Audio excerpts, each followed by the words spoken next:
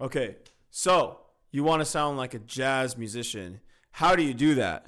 Well, this is unscripted, so I'm sorry if it's going to be long, but I'm going to try my best. Okay, so if you've never played jazz before, or maybe you have, and you're like, how do I want to sound jazzy? Where do I start? Well, the most important thing you can learn is what's called the major seventh chord.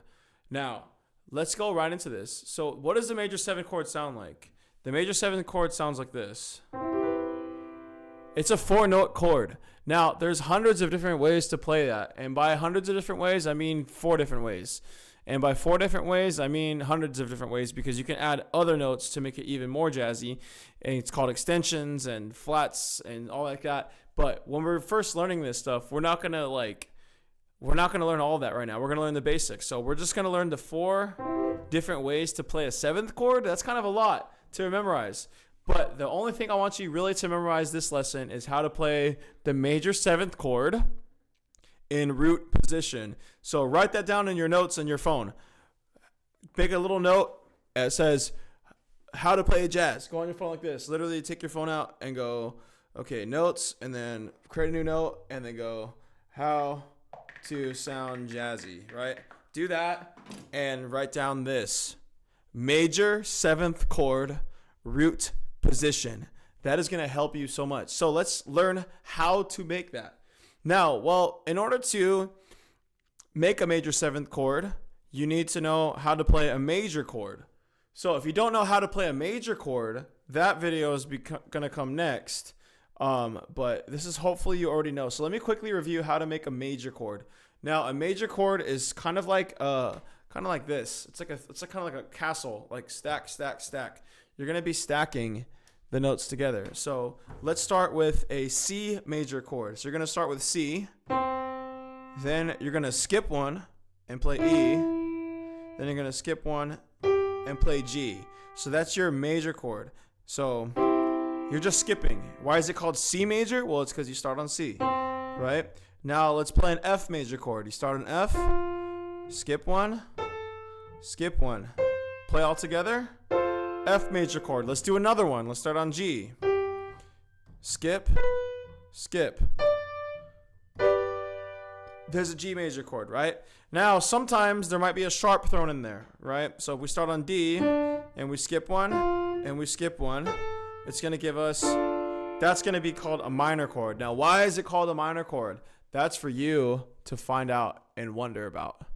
How come this one's called a major chord? And how come this one's called a minor chord? Oh my God, I don't understand. Well, you're not supposed to understand, okay? So I'll teach you that later. For now, we're just going to learn how to play it, how to sound jazzy, okay? So let's go, and we're going to skip an extra one. So let's play the C major chord, right? And then let's add another skip. Now we sound like this, okay? So C major chord in root position, okay? What does it mean to not be in root position? Well, to not be in root position would mean that you basically are going to stack. This is so confusing. Oh my gosh, I'm the worst teacher ever. This is my first lesson, so who cares? I'll get better at teaching later. But if it's not in root position, what does root position mean? Oh my gosh, this is so confusing. Root position means that it's basically like the bottom note is a C. So that means that this right here is in root position. Now, can we make it not in root position? Well, if it's not in root position, what that's going to mean is that, let's say we take this B right here and let's move this down to this B. So we're going to take this B and we're going to put it over here, right? So let's take all the notes and play it together, right? That wouldn't be in root position. No. You're not supposed to memorize this, but I'm just going to tell you this, okay? B, and if the B's in the bass, that would be an inversion, right?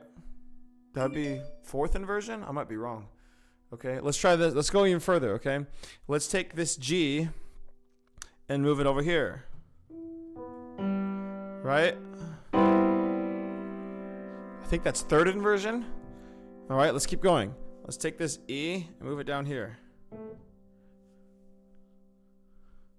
Oh, switch camera. You have that. Good. 2nd inversion. And then you take this C and move it down here. Now, what is that called when you have the C in the bottom? That is called root position, or first inversion. So let's play them all. Root position.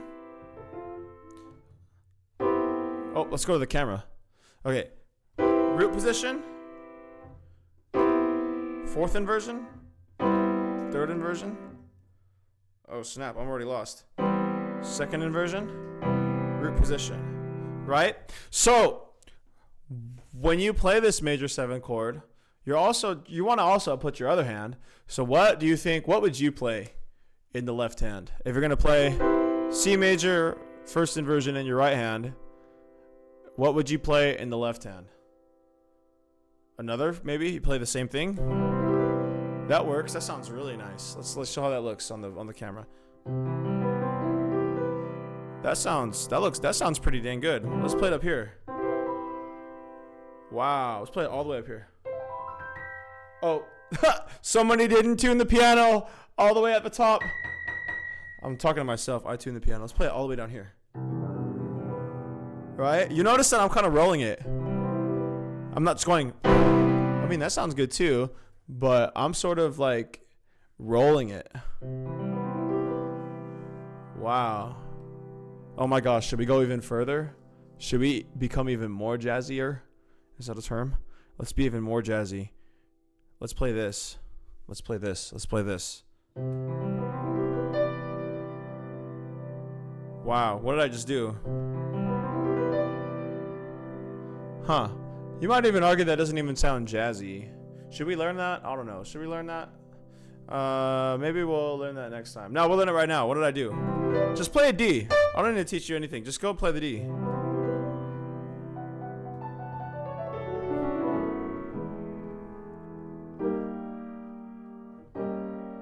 Cool. All right. So now that we know how to sound jazzy, why don't we play the same thing but start on F? What do I mean by the same thing? Use the same like finger shape, like this shape that you have right here. Use the same shape and just move it over here, like a claw machine. Take it up and move it and drop it. Right? Now let's do that. So let's play the F. Wow. And go back to the C. I just changed someone's life right now. So out there, some indie musician is gonna make a song that's like.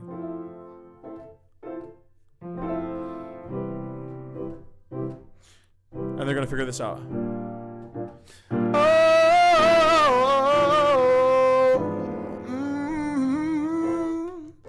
Sitting in my backyard, you know that I am so hot. I need some water. Ooh, oh.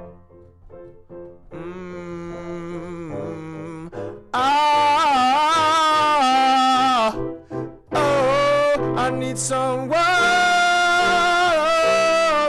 baby girl. What you gonna say? I don't know. Why don't you talk to me? Oh,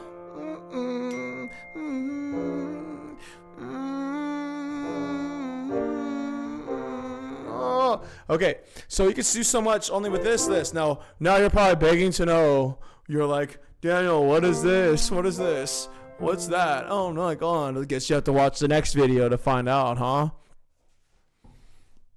I want your viewership so bad. I want your attention. No, actually, I just like teaching.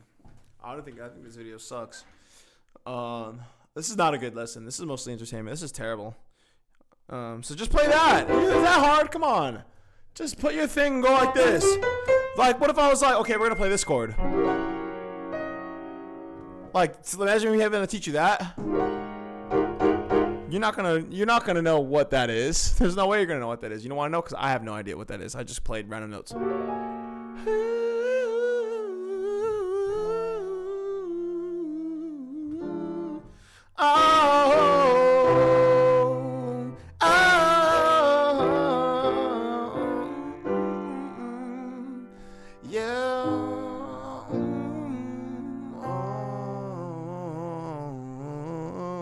Yeah, okay, so that's how you sound jazzy. That's the major 7th chord. So if you still don't understand what a major 7th chord is,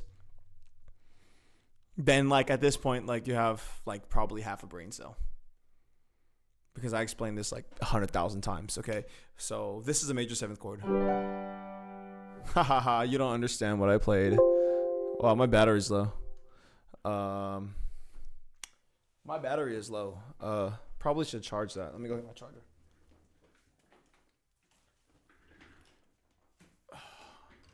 Let me charge my battery. Okay. Let me go back to this camera. Is it charging? It's not charging. That's amazing. Did I already break it? No. Okay, now it's charging. Okay, so major seventh chords. Major seventh chords. We have to learn every single major seventh chord in all 12 keys. That's the only way you're ever going to be a good jazz musician. And you also have to learn all the inversions. And you also have to learn all the relative fives and the minors. Also, you can never do it. You can never make it. You're never gonna be good. Well, that's not always true because I can just play this, right? I think that concludes our lesson. Our next lesson will probably be me just showing you that jazzy chord progression. So let's do that. Yeah. Okay. Stop. Bye.